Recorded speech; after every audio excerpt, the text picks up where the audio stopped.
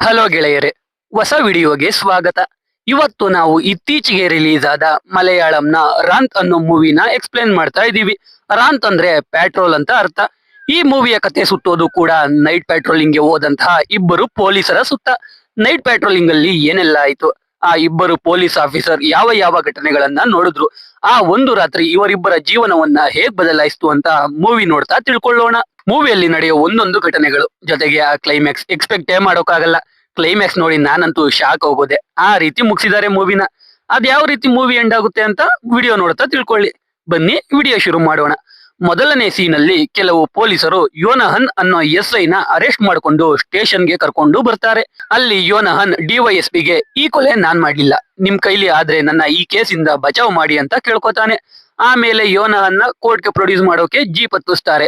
Station ಈಚೆ ನೋಡಿದ್ರೆ ರಕ್ತ ಹರಿತಾ ಇರುತ್ತೆ. ಇಲ್ಲಿಗೆ ಸೀನ್ ಕಟ್ ಆಗಿ ಇವಾಗ ಯೋನಹನ್ ಅರೆಸ್ಟ್ ಆಗೋಕೆ ಕಾರಣ ಯಾರು, ರೋಡಲ್ಲಿ ಹರಿತಾ ಇರೋ ರಕ್ತ ಯಾರದ್ದು ಅಂತ ನಮಗೆ ತೋರ್ಸೋಕೆ ಕತೆ ಒಂದು ದಿನದ ಹಿಂದಕ್ಕೆ ಹೋಗುತ್ತೆ. ಇವಾಗ ನಮಗೆ ಈ ಕಥೆಯ ಮುಖ್ಯ ಪಾತ್ರಧಾರಿಯಾದ ದಿನ್ನತ್ ನ ತೋರಿಸ್ತಾರೆ. ಅವನು ಕಾನ್ಸ್ಟೇಬಲ್ ಆಗಿ ಕೆಲಸ ಮಾಡ್ತಾ ಇರ್ತಾನೆ. ಅವತ್ತು ಅವನಿಗೆ ನೈಟ್ ಡ್ಯೂಟಿ ಇರುತ್ತೆ. ಅವನ ಮಗಳಿಗೆ ಹುಷಾರಿರಲ್ಲ. ಅದಕ್ಕೆ ಅವನ ಮಗಳ ಜೊತೆ ಟೈಮ್ ಸ್ಪೆಂಡ್ ಮಾಡಿ ಸ್ಟೇಷನ್ಗೆ ಹೋಗ್ತಾನೆ. ಈ ಕಡೆ ಯೋನಹನ್ ಕೂಡ ಕ್ರಿಸ್ಮಸ್ಗೆ ರಜಾ ತಗೊಂಡು ಅವನ ಹೆಂಡತಿ ಜೊತೆ ಟೈಮ್ ಸ್ಪೆಂಡ್ ಮಾಡ್ಬೇಕು ಅಂತ ನೈಟ್ ಡ್ಯೂಟಿ ಹಾಕಿಸ್ಕೊಂಡಿರ್ತಾನೆ. ಅವನೇ ಮನೆಯಲ್ಲಿ ಹೆಂಡತಿಗೆ ಅಡುಗೆ ಮಾಡಿಟ್ಟು ಬಾಕ್ಸ್ಗೆ ಹಾಕೋತಾನೆ. ಅವನ ಹೆಂಡತಿ ಸಲೋಮಿ ಯೋನಹನ್ ಮೊಬೈಲ್ಸ್ ಎಲ್ಲ ಚೆಕ್ ಮಾಡ್ತಾ ಇರ್ತಾಳೆ. ಯಾಕಂದ್ರೆ ಅವಳಿಗೆ ಯೋನಹನ್ ಮೇಲೆ ಡೌಟ್ ಇರುತ್ತೆ. ಅದಕ್ಕೆ ಯೋನಹನ್ ರೆಡಿ ಆಗಿ ಸ್ಟೇಷನ್ಗೆ ಹೋಗ್ತಾನೆ. ಯೋನಹನ್ಗೆ ಅವತ್ತು ಪ್ಯಾಟ್ರೋಲಿಂಗ್ ಡ್ಯೂಟಿ ಇರುತ್ತೆ. ಯೋನಹನ್ಗೆ ಡ್ರೈವರ್ ಆಗಿ ದಿನ್ನತ್ ಇರ್ತಾನೆ. ಯೋನಹನ್ ಬಂದ ತಕ್ಷಣ ದಿನ್ನತ್ ಜೀಪ್ ಸ್ಟಾರ್ಟ್ ಮಾಡ್ತಾನೆ. ಇಬ್ರು ಪ್ಯಾಟ್ರೋಲಿಂಗ್ಗೆ ಹೋಗ್ತಾರೆ. ಹಾಗೆ ಅವರಿಗೆ ಗೊತ್ತಿದ್ದವರನ್ನ ಮಾತಾಡಿಸಿಕೊಂಡು ಲಾಟರಿ ಟಿಕೆಟ್ ತಗೊಂಡು ಹಾಗೆ ಪ್ಯಾಟ್ರೋಲಿಂಗ್ ಮಾಡುವಾಗ ಕಾಲೇಜು ಹುಡುಗಿಯರು ಓಡಾಡೋ ರೋಡಲ್ಲಿ 4 ಜನ ಬೈಕ್ ಅಲ್ಲಿ ನಿಂತಿರ್ತಾರೆ.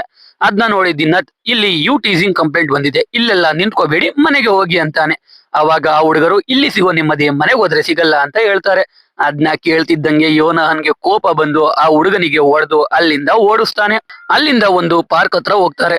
ನೋಡಿದ್ರೆ ಪಾರ್ಕ್ ಅಲ್ಲಿ ಒಬ್ಬ ವ್ಯಕ್ತಿ ಕ್ರಿಶ್ಚಿಯನ್ ಧರ್ಮದ ಬಗ್ಗೆ ಮಾತಾಡ್ತಾ ಇರ್ತಾನೆ. ಅವನು ಯೋನಹನ್ ಬಳಿಗೆ ಬರ್ತಾನೆ. ಯೋನಹನ್ ಸುಮ್ನೆ ಇರದೆ ಆ ವ್ಯಕ್ತಿಗೆ, ನಾನು 18ನೇ ವಯಸ್ಸಿಗೆ ಲಂಚ ಕೊಟ್ಟು ಪೊಲೀಸ್ ಆದೆ, ಇವಾಗ ಲಂಚ ತಗೋತೀನಿ, ಸಿಕ್ಕ ಹುಡುಗಿಯರ ಜೊತೆ ಮಲಗ್ತೀನಿ ಅಂತ ಸುಮ್ನೆ ಹೇಳ್ತಾನೆ. ಅದ್ನೇ ಸೀರಿಯಸ್ ಅನ್ಕೊಂಡ ಆ ವ್ಯಕ್ತಿ ಗಾಬರಿಯಿಂದ ಸುಮ್ನೆ ಆಗೋಗ್ತಾನೆ. ಸುಮ್ನೆ ಆದ ಅನ್ಕೊಂಡ್ರೆ ಮೈಕಲ್ಲಿ ಪಾರ್ಕ್ ಅಲ್ಲಿ ಇದ್ದವರಿಗೆಲ್ಲ ಯೋನಹನ್ ಹೇಳಿದ್ನೆಲ್ಲ ಜೋರಾಗಿ ಹೇಳ್ಬಿಡ್ತಾನೆ. ಯೋನಹನ್ ತಲೆ ಮರೆಸಿಕೊಂಡು ಅಲ್ಲಿಂದ ಎಸ್ಕೇಪ್ ಆಗ್ತಾನೆ. ರಾತ್ರಿ ಆಗುತ್ತೆ. ಹೀಗೆ ಪ್ಯಾಟ್ರೋಲಿಂಗ್ ಮಾಡುವಾಗ ವರ್ಗೀಸ್ ಅನ್ನೋ ವ್ಯಕ್ತಿಯ ಮನೆ ಬಳಿ 4 ಜನ ಹುಡುಗರು ಗಲಾಟೆ ಮಾಡ್ತಾ ಇರ್ತಾರೆ. ಪೊಲೀಸರನ್ನ ನೋಡಿ ಅವರು ಓಡೋಗ್ತಾರೆ. ವರ್ಗೀಸ್ ಬಳಿ ಹೋಗಿ ಏನ್ ವಿಷಯ ಅಂತ ಕೇಳಿದಾಗ ವರ್ಗೀಸ್ ಮಗ ನವೀನ್ ಹುಡುಗಿನ ಕರ್ಕೊಂಡು ಓಡೋಗಿದ್ದಾನೆ ಅಂತ ಗಲಾಟೆ ಮಾಡ್ತಾ ಇದ್ರು ಅಂತ ಹೇಳ್ತಾನೆ. ನವೀನ್ ಎಲ್ಲಿದ್ದಾನೆ ಅಂದಾಗ ನವೀನ್ ಅವನ ಫ್ರೆಂಡ್ ಅರುಣ್ ಜೊತೆ ಕೆಲ್ಸಕ್ಕೆ ಹೋಗಿದ್ದಾನೆ ಅಂತ ಹೇಳ್ತಾರೆ. ಅದಕ್ಕೆ ಯೋನಹನ್, ಅವರು ಮತ್ತೆ ಬಂದು ಗಲಾಟೆ ಮಾಡಿದ್ರೆ ಕಂಪ್ಲೇಂಟ್ ಕೊಡಿ, ನವೀನ್ ಮತ್ತೆ ಆ ಹುಡುಗಿ ಮನೆಗೆ ಬಂದ್ರೆ ಕರ್ಕೊಂಡು ಸ್ಟೇಷನ್ಗೆ ಬನ್ನಿ ಅಂತ ಹೇಳ್ತಾನೆ. ಅಲ್ಲಿಂದ ಹೋಗುವಾಗ ಕಂಟ್ರೋಲ್ ರೂಮ್ ಇಂದ ಒಂದು ಹುಡುಗಿ ಮಿಸ್ ಆಗಿದ್ದಾಳೆ, ಅವರ ಮನೆಗೆ ಹೋಗಿ ಅಂತ ಆರ್ಡರ್ ಬರುತ್ತೆ. ಆ ಹುಡುಗಿ ಹೆಸರು ಜಿನ್ಸಿ. ನವೀನ್ ಜೊತೆ ಓಡೋಗಿದ್ದಾಳೆ ಅಂತ ಗಲಾಟೆ ಮಾಡೋಕೆ ಬಂದಿರ್ತಾರಲ್ಲ, ಆ ಮನೆ ಹುಡುಗಿನೇ. ಆ ಹುಡುಗಿ ತಾಯಿ ಗಲಾಟೆ ಮಾಡಿ ಬಂದಿದ್ದವರಿಗೆ ಬೈತಾ ಇರ್ತಾರೆ. ಅಷ್ಟೊತ್ತಿಗೆ ಅಲ್ಲಿಗೆ ಪೊಲೀಸರು ಬರ್ತಾರೆ. ಅವಾಗ ಜಿನ್ಸಿಯ ತಾಯಿ ಬಂದು ಜಿನ್ಸಿ ಮನೆಯಲ್ಲೇ ಇದ್ದಾಳೆ ಅಂತ ಹೇಳ್ತಾಳೆ. ಇವಳು ಹೀಗೆ ಹೇಳೋಕೆ ಕಾರಣ ಅಂದ್ರೆ ಜಿನ್ಸಿ ಮನೆ ಬಿಟ್ಟು ಓಡೋಗಿರೋದು ಗೊತ್ತಾದ್ರೆ ಮಾನ ಮರ್ಯಾದೆ ಹೋಗುತ್ತೆ ಅಂತ. ಅವಾಗ ಜಿನ್ಸಿಯ ಅಣ್ಣ ಈಚೆಗೆ ಬರ್ತಾನೆ. ದಿನ್ನತ್ ಅವನಿಗೆ, ನೀನು ಆ ಹುಡುಗನ ಮನೆ ಗಲಾಟೆ ಮಾಡ್ತಿದ್ದೆ ಅಲ್ವಾ, ಹುಡುಗಿನ ಈಚೆ ಕರಿ ಅಂದ್ರೆ ಅವನು ಕರೆಯಲ್ಲ ಅಂತಾನೆ. ದಿನ್ನತ್ ಅವನ್ಗೆ ಹೊಡೆದೇ ಬಿಡ್ತಾನೆ. ಅದನ್ನ ನೋಡಿ ಯೋನಹನ್ ಆ ಹುಡುಗಿ ತಾಯಿ ಬಳಿ ಬಂದು, ನಮ್ಗೆ ಜಿನ್ಸಿ ತಂದೆಯಿಂದ ಕಂಪ್ಲೇಂಟ್ ಬಂದಿರೋದು, ತಂದೆ ಬಂದು ಜಿನ್ಸಿ ಮನೆಯಲ್ಲೇ ಇದ್ದಾಳೆ ಅಂತ ಬರ್ದು ಸೈನ್ ಹಾಕಿ ಕೊಟ್ರೆ ಸಾಕು ಅಂತಾನೆ. ತಾಯಿ ಹೋಗಿ ಹುಡುಗಿ ತಂದೆನ ಕರ್ಕೊಂಡ್ ಬಂದು ಸೈನ್ ಹಾಕಿಸ್ತಾಳೆ. ಅಲ್ಲಿಂದ ದಿನ್ನತ್ ಮತ್ತೆ ಯೋನಹನ್ ಓಡ್ತಾರೆ. ಅಲ್ಲಿಂದ ಹೋಗುವಾಗ ಒಂದು ಚರ್ಚ್ ಬಳಿ ಅವರಿಗೆ ಫಾದರ್ ನಿಂತಿರೋದು ಕಾಣಿಸುತ್ತೆ. ನೋಡಿದ್ರೆ ಕೆಲವು ಹುಡುಗರು ಡ್ರಿಂಕ್ಸ್ ಮಾಡ್ಕೊಂಡು ಬಂದು ಫಾದರ್ ಗಾಡಿಗೆ ಗುದ್ಬಿಟ್ಟಿರ್ತಾರೆ. ಅದನ್ನ ನೋಡಿದ ಯೋನಹನ್ ಹುಡುಗರನ್ನು ಚೆಕ್ ಮಾಡಿ ಅವನ ಜೀಪ್ಗೆ ಹತ್ತಿಸ್ತಾನೆ. ಅವಾಗ ಫಾದರ್ ಯೋನಹನ್ಗೆ, ಆ ಹುಡುಗರು UK ಗೆ ಹೋಗೋ ಪ್ಲಾನ್ ಮಾಡಿದ್ದಾರಂತೆ, ಕೇಸ್ ಎಲ್ಲ ಬೇಡ ಬಿಟ್ಬಿಡಿ ಅಂತ ಹೇಳ್ತಾರೆ. ಅದನ್ನ ಕೇಳಿ ಯೋನಹನ್ ಹುಡುಗರ ಬಳಿ ಫಾದರ್ ಗಾಡಿಗೆ 10,000 ಖರ್ಚಾಗುತ್ತೆ ಅಂತ 10,000 ಈಸ್ ಕೊಟ್ಟು ಕಳಿಸ್ತಾನೆ. ಆಮೇಲೆ ಫಾದರ್ ಕೂಡ ಡ್ರಿಂಕ್ಸ್ ಮಾಡಿದ್ದಾರೆ ಅಂತ ಗೊತ್ತಾಗಿ ಫಾದರ್ ಬಳಿಯಿಂದ 10,000 ಈಸ್ಕೊತಾನೆ. ಇದನ್ನ ನೋಡ್ತಿದ್ದ ದಿನ್ನತ್ಗೆ ಕೋಪ ಬಂದು ಜೋರಾಗಿ ಜೀಪ್ ಡೋರ್ ಹಾಕೊಂಡು ಕೂತ್ಕೋತಾನೆ. ಅವಾಗ ಯೋನಹನ್, ಈ ಜೀಪ್ ಇಂಜಿನ್ ಕೆಟ್ಟೋಗಿ ಅದನ್ನ ಸರಿ ಮಾಡಿಸಿ 1 ವಾರ ಆಗಿದೆ, ಇನ್ನು ಶಾಪ್ ಅವನಿಗೆ ದುಡ್ಡು ಕೊಟ್ಟಿಲ್ಲ, ಗೌರ್ನಮೆಂಟ್ ಅವರು ಸರಿಯಾಗಿ ಸಂಬಳ ಕೊಡಲ್ಲ, ನನಗೆ ನನ್ ದುಡ್ಡಲ್ಲಿ ಈ ಜೀಪ್ ರೆಡಿ ಮಾಡಿಸೋದು ಇಷ್ಟ ಇಲ್ಲ, ಅದಕ್ಕೆ 10,000 ಈಸ್ಕೊಂಡಿದ್ದು, ನಂಗೆ ನೀ 10,000 ಬೇಡ, ನೀನೆ ತಗೊಂಡೋಗಿ ಶಾಪ್ ಅವನಿಗೆ ಕೊಡು ಅಂತ ಜೀಪ್ ಅಲ್ಲಿದ್ದ ಬುಕ್ ಒಳಗೆ ಆ 10,000ನ ಇಡ್ತಾನೆ. ಅಲ್ಲಿಂದ ಹೋಗಿ ಇಬ್ರು ಒಂದು ಸರ್ಕಲ್ ಅಲ್ಲಿ ಊಟ ಮಾಡುವಾಗ ದಿನ್ನತ್ ಹೆಂಡತಿ ಕಾಲ್ ಮಾಡಿ ಪಾಪಗೆ ಸ್ವಲ್ಪ ಜಾಸ್ತಿನೇ ಹುಷಾರಿಲ್ಲ, ಮಾತ್ರೆ ಕೊಟ್ಟಿದೀನಿ ಅಂತ ಹೇಳ್ತಾಳೆ. ಅಷ್ಟ್ರಲ್ಲಿ ಅಲ್ಲಿಗೆ ಮಿನಿಸ್ಟರ್ ಕಾರ್ ಬರುತ್ತೆ. ಆ ಕಾರ್ ಮುಂದೆ ದಿನತ್ ಮತ್ತೆ ಯೋನಹನ್ ಅವ್ರ ಸ್ಟೇಷನ್ ಲಿಮಿಟ್ ದಾಟೋವರೆಗೂ ಹೋಗ್ಬೇಕಿರುತ್ತೆ. ಮಿನಿಸ್ಟರ್ ಕಾರ್ ಮುಂದೆ ಹೋಗುವಾಗ ದಿನತ್ ಸ್ಪೀಡ್ ಆಗಿ ಕಾರ್ ಡ್ರೈವ್ ಮಾಡ್ತಾ ಇರ್ತಾನೆ. ಅದನ್ನ ನೋಡಿ ಯೋನಹನ್ ಹಿಂದೆ ಬರ್ತಾ ಇರೋ ಕಾರ್ಗೆ ಏರ್ ಬ್ಯಾಗ್ ಸೇಫ್ಟಿ ಎಲ್ಲ ಇದೆ, ನಮ್ ಜೀಪ್ಗೆ ಆಕ್ಸಿಡೆಂಟ್ ಆದ್ರೆ ನಮ್ನ ತಗೊಂಡೋಗಿ ಗವರ್ನಮೆಂಟ್ ಹಾಸ್ಪಿಟಲ್ ಅಲ್ಲಿ ಬಿಸಾಕ್ತಾರೆ, ನಿಧಾನಕ್ಕೆ ಹೋಗು ಅಂತ ಹೇಳ್ತಾನೆ. ಮಿನಿಸ್ಟರ್ನ ಅವ್ರ ಸ್ಟೇಷನ್ ಲಿಮಿಟ್ಸ್ ಕ್ರಾಸ್ ಮಾಡಿಸಿ ಸ್ಟೇಷನ್ಗೆ ಬರ್ತಾರೆ. ಈ ಕಡೆ ನವೀನ್ ಜೊತೆ ಹುಡುಗಿ ಓಡೋಗಿರ್ತಾಳಲ್ಲ, ಅವಳ ಅಣ್ಣ ಜಿನುಗೆ ಡಿವೈಎಸ್ಪಿ ಗೊತ್ತಿರ್ತಾನೆ. ಜಿನು ಡಿವೈಎಸ್ಪಿ ಇಂದ ಯೋನಹನ್ಗೆ ಕಾಲ್ ಮಾಡಿಸಿ ಹುಡುಗಿ ಸಿಕ್ಕುದ್ಲಾ ಅಥವಾ ಹುಡುಗ ಸಿಕ್ಕುದ್ನಾ ಅಂತ ಕೇಳಿಸ್ತಾನೆ. ಅವಾಗ ಯೋನಹನ್ ನವೀನ್ ಅವನ ಫ್ರೆಂಡ್ ಅರುಣ್ ಜೊತೆ ಇದಾನಂತೆ, ಹುಡುಗಿ ಮನೆಯಲ್ಲೇ ಇದ್ದಾಳೆ ಅಂತ ಲೆಟರ್ ಬರೆದು ಕೊಟ್ರು ಅಂತ ಹೇಳ್ತಾನೆ. ಇದನ್ನ ಕೇಳಿ ಜಿನು ಅರುಣ್ ಮನೆ ಕಡೆ ಹೋಗ್ತಾನೆ. ದಿನ್ನತ್ ಮತ್ತೆ ಯೋನಹನ್ ಸ್ಟೇಷನ್ ಅಲ್ಲಿ ಇದ್ದಾಗ ಒಂದು ಕಾಲ್ ಬರುತ್ತೆ, ಒಂದು ಜಾಗದಲ್ಲಿ ಒಬ್ಬ ಹುಚ್ಚ ಇದ್ದಾನೆ, ಅವನನ್ನ ಹಾಸ್ಪಿಟಲ್ಗೆ ಕರ್ಕೊಂಡು ಹೋಗ್ಬೇಕು ಅಂತ. ಇವಾಗ ದಿನ್ನತ್ ಜೊತೆ ಸದಾನಂದ ಅನ್ನೋ ಇನ್ಸ್ಪೆಕ್ಟರ್ ಹೋಗ್ತಾನೆ. ನೋಡಿದ್ರೆ ಆ ಹುಚ್ಚ ಅವನ ಮಗುವನ್ನ ಡ್ರಮ್ ಒಳಗೆ ಮುಚ್ಚಿಟ್ಟಿರ್ತಾನೆ. ಮಗು ಅಳೋ ಶಬ್ದ ಕೇಳಿ ದಿನ್ನತ್ ಮನೆ ಬಳಿಗೆ ಹೋದ್ರೆ ಆ ಹುಚ್ಚ ಮಚ್ ತಗೊಂಡು ಅಟ್ಯಾಕ್ ಮಾಡೋಕೆ ಬರ್ತಾನೆ. ಅದಕ್ಕೆ ಸದಾನಂದ ಆ ಹುಚ್ಚ ಏನಾದ್ರೂ ಮಾಡ್ಕೊಳ್ಳಿ ಅಂತ ದಿನ್ನತ್ನ ಕರ್ಕೊಂಡು ಸ್ಟೇಷನ್ಗೆ ಬಂದ್ಬಿಡ್ತಾನೆ. ಸ್ಟೇಷನ್ ಇಂದ ಮತ್ತೆ ಪ್ಯಾಟ್ರೋಲಿಂಗ್ ಗೆ ಹೋಗುವಾಗ ಯೋನಹನ್ಗೆ ಹುಚ್ಚನ ಜೊತೆ ಮಗು ಇತ್ತು ಅಂತ ಗೊತ್ತಾಗಿ ಯೋನಹನ್ 4 ಜನ ಪೊಲೀಸರನ್ನ ಕರ್ಕೊಂಡು ಹುಚ್ಚನ ಮನೆ ಬಳಿಗೆ ಹೋಗ್ತಾನೆ. ಹುಚ್ಚ ಡೋರ್ ಓಪನ್ ಮಾಡ್ತಾ ಇರಲ್ಲ. ಹಿಂದೆಯಿಂದ ಯೋನಹನ್ ಡೋರ್ ಬಡಿಯುವಾಗ ಮುಂದೆಯಿಂದ ದಿನ್ನತ್ ಮನೆ ಒಳಗೆ ನುಗ್ತಾನೆ. ಹುಚ್ಚ ಮಚ್ಚಲ್ಲಿ ಅಟ್ಯಾಕ್ ಮಾಡ್ತಾನೆ. ಹೇಗೋ ಎಲ್ರು ಬಂದು ಹುಚ್ಚನ್ನ ಹಿಡಿದು ಮಗುನ ಕಾಪಾಡ್ತಾರೆ. ಅಲ್ಲಿಂದ ಯೋನಹನ್ ಚರ್ಚ್ ಬಳಿ ಇದ್ದ ಒಂದು ಸಮಾಧಿ ಬಳಿಗೆ ಹೋಗ್ತಾನೆ. ಅದರ ಮೇಲೆ ಏಂಜಲ್ ಅಂತ ಬರ್ದಿರುತ್ತೆ. ಅದು ಯೋನಹನ್ನ ಮಗು ಸಮಾಧಿ ಆಗಿರುತ್ತೆ. ಅವನ ಮಗು ಹುಟ್ಟೋವಾಗಲೇ ಸತ್ತೋಗಿರುತ್ತೆ. ಅದಕ್ಕೆ ಯೋನಹನ್ಗೆ ಯಾರಾದ್ರೂ ಮಕ್ಕಳಿಗೆ ಪ್ರಾಬ್ಲಮ್ ಮಾಡ್ತಿರೋದು ನೋಡಿದ್ರೆ ತುಂಬಾ ಕೋಪ ಬರ್ತಾ ಇರುತ್ತೆ. ಚರ್ಚ್ ಇಂದ ಹಾಗೆ ಮುಂದೆ ಹೋಗುವಾಗ ದಿನ್ನತ್ ಜೀಪ್ ನಿಲ್ಲಿಸ್ತಾನೆ. ಯಾಕೆ ಅಂದ್ರೆ ಅಲ್ಲಿ ರೋಡ್ ಸೈಡ್ ಅಲ್ಲಿ ಇದ್ದ ಅಂಗಡಿ ಬಳಿ ಮೂವ್ಮೆಂಟ್ ಇದೆ ಅಂತ. ಅದಕ್ಕೆ ಯೋನಹನ್ ಹೋಗಿ ಚೆಕ್ ಮಾಡೋಕೆ ಹೇಳ್ತಾನೆ. ನೋಡಿದ್ರೆ ಒಂದು ಹುಡುಗ ಹುಡುಗಿ ಏನೋ ಮಾಡ್ತಾ ಇರ್ತಾರೆ. ಅದನ್ನ ನೋಡಿ ದಿನ್ನತ್ ಮುಜುಗರ ಪಡ್ಕೊಂಡು ಸುಮ್ನೆ ಬಂದು ಜೀಪ್ ಅಲ್ಲಿ ಕೂತ್ಕೋತಾನೆ. ಯೋನಹನ್ಗೆ ಅಲ್ಲಿ ಅದೇ ರೀತಿ ಆಗುತ್ತೆ ಅಂತ ಗೊತ್ತಿದ್ದೆ ದಿನ್ನತ್ನ ಕಳಿಸಿರ್ತಾನೆ.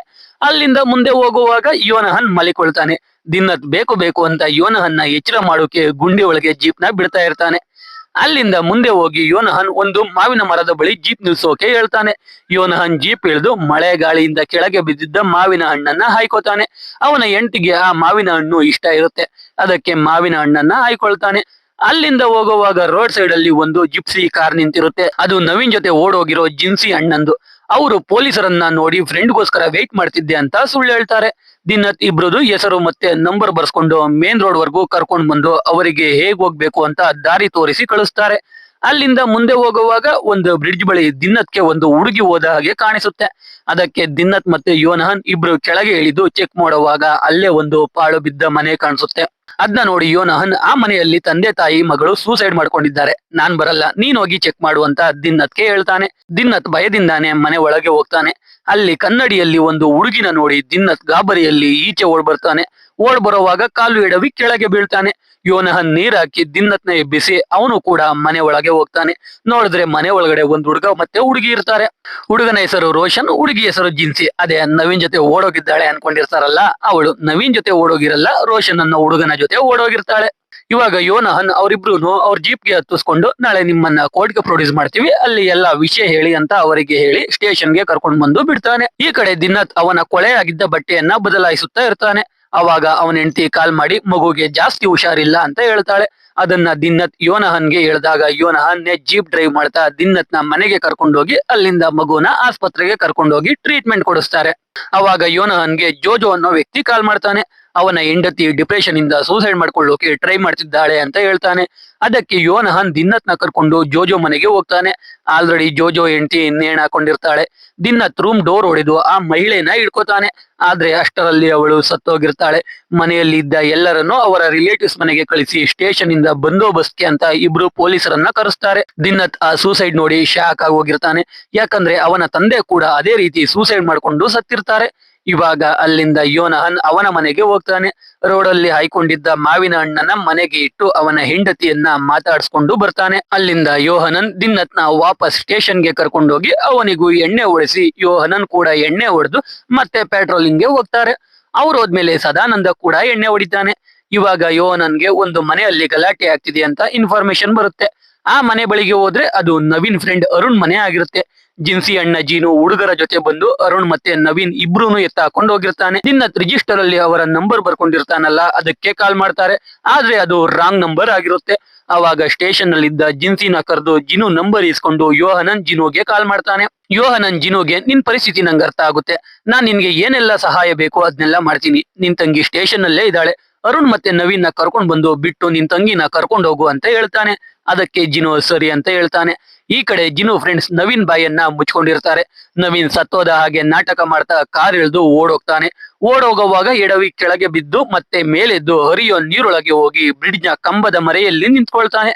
ಅವನ ಕಿವಿಯಿಂದ ರಕ್ತ ಬರ್ತಾ ಇರುತ್ತೆ. ಈ ಕಡೆ ದಿನ್ನತ್ ಮತ್ತೆ ಯೋಹನನ್ ಒಂದು ಡೊಮೆಸ್ಟಿಕ್ ವೈಲೆನ್ಸ್ ಕೇಸ್ ಮೇಲೆ ಒಂದು ಮನೆ ಬಳಿಗೆ ಹೋಗ್ತಾರೆ. ಅಲ್ಲಿ ಒಬ್ಬ ಕುಡ್ದು ಅವನ ಹೆಂಡತಿ ಮತ್ತೆ ಮಗಳಿಗೆ ಹೊಡಿತಾ ಇರ್ತಾನೆ. ಯೋಹನನ್ ಅಲ್ಲಿಗೆ ಹೋದಾಗ ಗಂಡ ಕುಡ್ದು ಹೆಂಡತಿ ಮತ್ತೆ ಮಗಳಿಗೆ, ಎಸ್ಪೆಷಲಿ ಮಗಳಿಗೆ ಹೊಡೆದ ಅಂತ ಗೊತ್ತಾಗಿ ಯೋಹನನ್ ಕೋಪ ಮಾಡ್ಕೊಂಡು ಆ ವ್ಯಕ್ತಿಗೆ ಚೆನ್ನಾಗಿ ಹೊಡಿತಾನೆ. ದಿನ್ನತ್ ಯೋಹನನ್ನ ತಡಿತಾನೆ. ಆಮೇಲೆ ಯೋಹನನ್ ಆ ವ್ಯಕ್ತಿಗೆ ಮತ್ತೆ ಮಗಳಿಗೆ ಹೊಡಿಬೇಡ ಅಂತ ಹೇಳಿ ಬರ್ತಾನೆ. ಅವಾಗ ಕಂಟ್ರೋಲ್ ರೂಮ್ ಇಂದ ಅಲ್ಲೇ ಪಕ್ಕದಲ್ಲಿ ಇರೋ ಕ್ವಾರಿಯಲ್ಲಿ ಇನ್ನು ಕೆಲಸ ಮಾಡ್ತಾ ಇದ್ದಾರಂತೆ, ಹೋಗಿ ಚೆಕ್ ಮಾಡಿ ಅಂತ ಹೇಳ್ತಾರೆ. ಅಲ್ಲಿಗೆ ದಿನ್ನತ್ ಮತ್ತೆ ಯೋಹನನ್ ಹೋದಾಗ ಅಲ್ಲಿ ಯಾರು ಇರಲ್ಲ. ಇಲ್ಲಿ ಯೋಹನನ್ ಅವನ್ ಕಥೆಯನ್ನ ಹೇಳ್ತಾನೆ. ಯೋಹನನ್ ಸಲೋಮಿನ ಮದ್ವೆ ಆಗಿ 1 ವರ್ಷಕ್ಕೆ ಅವಳು ಪ್ರೆಗ್ನೆಂಟ್ ಆಗಿರ್ತಾಳೆ. ಡೆಲಿವರಿಗೆ 2 ದಿನ ಇರ್ಬೇಕಾದ್ರೆ ಹೊಟ್ಟೆಯಲ್ಲಿ ಮಗು ಸತ್ತೋಗಿದೆ ಅಂತ ಗೊತ್ತಾಗುತ್ತೆ. ಆ ಮಗುನ ಈಚೆ ತೆಗಿತಾರೆ. ಆ ಮಗು ಸಮಾಧಿನೇ ಚರ್ಚ್ ಹತ್ರ ಯೋಹನನ್ ನೋಡೋಕೆ ಹೋಗಿದ್ದು. ಆಮೇಲೆ ಯೋಹನನ್ ಮತ್ತೆ ಸಲೋಮಿಗೆ ಮಕ್ಕಳೇ ಆಗಿರಲ್ಲ. ಇದ್ರಿಂದ ಸಲೋಮಿ ಡಿಪ್ರೆಷನ್ಗೆ ಹೋಗಿ 2 ಸಲ ಸೂಸೈಡ್ ಮಾಡ್ಕೊಳ್ಳೋಕು ಟ್ರೈ ಮಾಡಿರ್ತಾಳೆ. ಜೊತೆಗೆ ಸಲೋಮಿಗೆ ಮಗು ಆಗದ ಕಾರಣ ಯೋಹನನ್ ಅವಳನ್ನ ಬಿಟ್ಟು ಹೋಗ್ತಾನೆ ಅಂತ ಯಾವಾಗ್ಲೂ ಅವಳು ಯೋಹನನ್ ಫೋನ್ ನ ಚೆಕ್ ಮಾಡ್ತಾ ಇರ್ತಾಳೆ. ಯೋಹನನ್ ಇವಾಗ ಸಲೋಮಿನ ಮಗು ತರ ನೋಡ್ಕೊಳ್ತಾ ಇರ್ತಾನೆ. ಇದನ್ನೆಲ್ಲ ಕೇಳಿ ದಿನ್ನತ್ಗೂ ಬೇಜಾರಾಗುತ್ತೆ. ಆಮೇಲೆ ಇಬ್ರು ಕ್ವಾರಿ ಬಳಿನೇ ಜೀಪ್ ಅಲ್ಲಿ ಸ್ವಲ್ಪ ಹೊತ್ತು ಮಲಿಕೊಳ್ತಾರೆ. ಅಷ್ಟರಲ್ಲಿ ಪ್ಯಾಟ್ರೋಲಿಂಗ್ ಟೈಮ್ ಕೂಡ ಮುಗ್ದು ಇಬ್ರು ಸ್ಟೇಷನ್ಗೆ ವಾಪಸ್ ಬರ್ತಾರೆ. ಸ್ಟೇಷನ್ ಇಂದ ಯೋಹನನ್ ಜಿನುಗೆ ಕಾಲ್ ಮಾಡಿ ಇನ್ನ ಅರ್ಧ ಗಂಟೆಯಲ್ಲಿ ಹುಡುಗರನ್ನ ಕರ್ಕೊಂಡ್ ಬರ್ಬೇಕು ಅಂತ ಹೇಳ್ತಾನೆ. ಆವಾಗ ಜಿನು ನವೀನ್ ತಪ್ಪಿಸ್ಕೊಂಡು ಓಡೋದ, ಇವಾಗ ಅರುಣ್ ಮಾತ್ರ ಇದ್ದಾನೆ ಅಂತ ಹೇಳ್ತಾನೆ. ಅರುಣ್ ಕೂಡ ನವೀನ್ ಓಡೋದ ಅಂತ ಹೇಳ್ತಾನೆ. ಯೋಹನನ್ ಜಿನುಗೆ ಅರುಣ್ ನ ಕರ್ಕೊಂಡ್ ಬಂದು ಬಿಡು ಅಂತ ಹೇಳ್ತಾನೆ. ಅಷ್ಟರಲ್ಲಿ ಜಿನ್ಸಿ ಸ್ಟೇಷನ್ ಅಲ್ಲಿ ಇದ್ದಾಳೆ ಅಂತ ಗೊತ್ತಾಗಿ ಅವಳ ತಾಯಿ ಮತ್ತೆ ಅವಳ ದೊಡ್ಡಣ್ಣ ಇಬ್ರು ಬರ್ತಾರೆ. ಅಲ್ಲಿ ದಿನ್ನತ್ ಜಿನ್ಸಿನೂ ಇಲ್ಲ ಯಾರು ಇಲ್ಲ, ನಿಮ್ ಮಗಳು ಮನೆಯಲ್ಲೇ ಇದ್ದಾಳೆ ಅಂದ್ರಲ್ವಾ ಅಂತ ಹೇಳ್ತಾ ಇರ್ತಾನೆ. ಅವಾಗ ಜಿನ್ಸಿ ದೊಡ್ಡಣ್ಣ ದಿನ್ನತ್ ಜೊತೆ ಜಗಳ ಆಡೋಕೆ ಶುರು ಮಾಡ್ತಾನೆ.